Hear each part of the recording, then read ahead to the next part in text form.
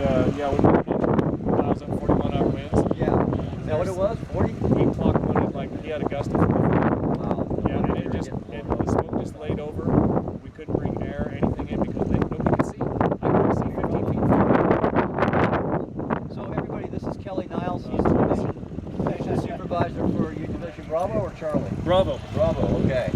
And well, we're all probably for the media out here. Yeah. And the local media. He works for ODF at the Columbia City office, and I don't know. You want to just tell them a little bit what's going on briefly? Is that something you guys want to hear? You tell me. No, because if I do that, they'll put it on there and I'll sound like an idiot. Oh, I don't think so. Get kind of close to you here. Okay. But no worries, we're not live. It's all recorded. That's all right. Okay. I'll trust you to make me look good. You can repeat yourself. Okay. Fire away. Please say and spell your name for us and your position, please. Yes, my name is Kelly Niles. It's Kellyniles, and I am the division supervisor on Division Bravo. Give us the latest on the fire. Latest on the fire is here. It is, I should knock on some wood, somewhat in check. We're doing a burnout operation at the far end, I should say at the northeast corner, going downhill towards the water treatment facility. Right now that's holding.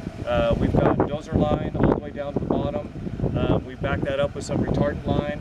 We've got about 4 20-person hand crews. One crew's lighting, the other ones are holding. We have it plumbed with hose and stuff. So far that's holding.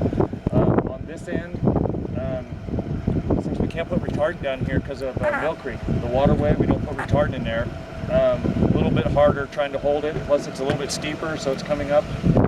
Road down here in a few spots, but we do have resources down there trying to get that corralled with dozers, engines, crews, and we're getting in some air support.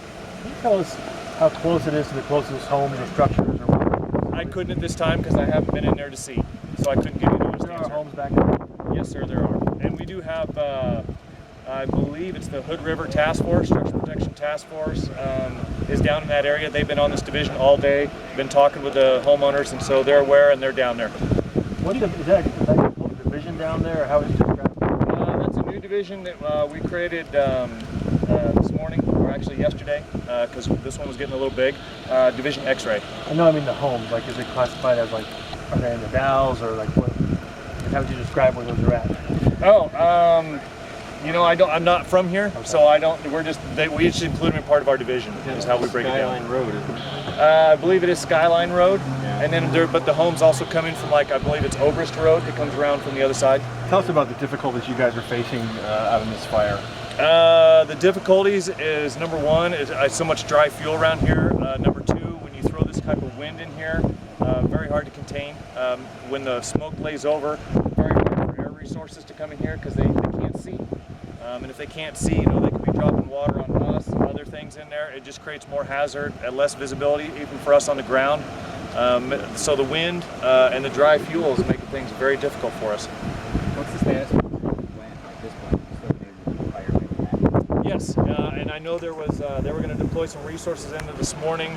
I know there was some, I can't remember if it was natural gas. Some tanks in there. They were going to clean around those, clean out the brush around those, so that anything wouldn't get close to them and threaten the tanks down there. What's the status of evacuations? I do not know. I have not, like I said, we let the structural task force handle that, and I'm not.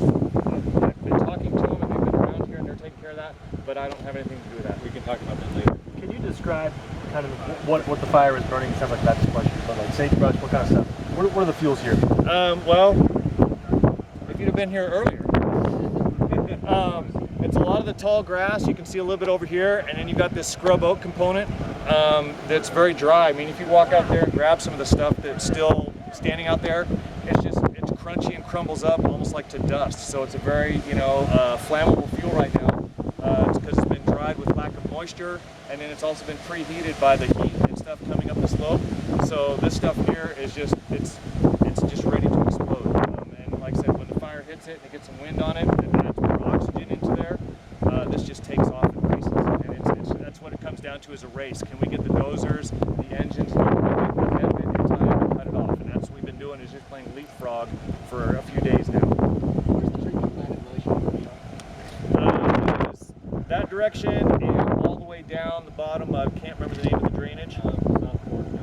South Fork of the Mill Creek drainage all the way. So I think that's what, northeast of here and then down at the bottom. Better or worse off than we were 24 hours ago in terms of fighting the fire?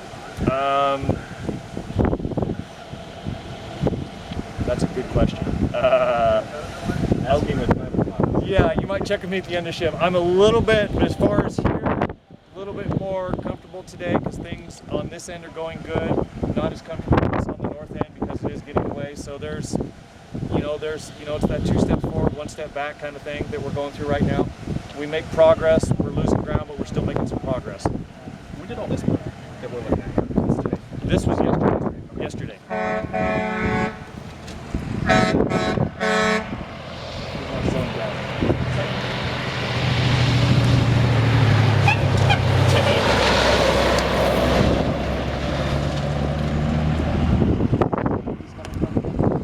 That's where the fire has jumped the road.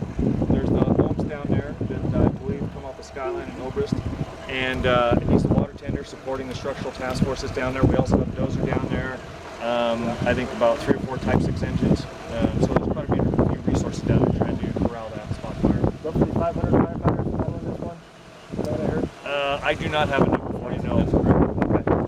Gotcha. And in terms of fires in our area, the Northwest, is this, I guess Idaho would probably be a bigger priority. Burning up Sun Valley is probably the big priority right now. I believe Or so. not burning up Sun Valley. And yeah, quite a It's like few. 100,000 acres in there. Yeah. So nationally, they rank fires based on kind of what's the priority for most problems, and resources will get allocated that way. So if that fire were there, the number 1 fire in the country, they get everything they want first, and then they go down and say, okay, what's the second priority? What do they need? So this is the time of year where resources are getting pretty depleted. I mean, if we have new fire starts, you think, okay, where are the resources going to come from for the next big fire? So it's very important to get these fires suppressed, give the crews some relief. One reason why we bring the team in is because this fire started out as an initial attack with our local office, but they became overwhelmed by this fire, so that's when we call in the incident management team. The structural protection is both the rural district and the regular department force stretched thin. This allows them to go back to their, first of all, get a night's rest, but now they're ready for initial attack on either new structural fires or new wildfires, while the team that's come in is managing this situation. In terms of fire starting in Oregon, is this probably the top priority in Oregon right now, or what would you say?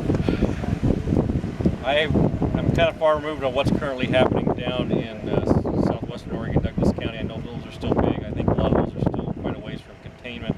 A lot of resources at risk.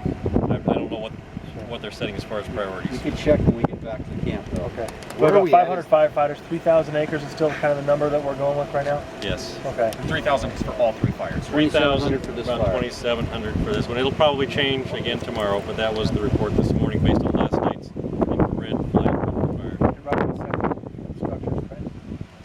What we were told is down, and we weren't reflecting what's maybe happening up here, but down on Upper Mill Road yesterday afternoon, they had identified about 75 structures in that area. About 35 of them they thought were in a situation where those 35 of the 75 needed to be alerted, that we wanted to go to kind of this pre-evacuation alert, and that has not changed since yesterday afternoon. And you are? I'm David Mormon, and I'm the information officer with the Department of Forestry on the incident management team, MORMAN. Have you talked to some of the people who live in these homes or seen them at all? Are they still staying put, or is some of them left? Mostly it's been contact on the phone, and it's a mix. Some people have stayed. I know some people self-evacuated the night the fire started and are just now beginning to think about checking out what's happened. So it's kind of a mix.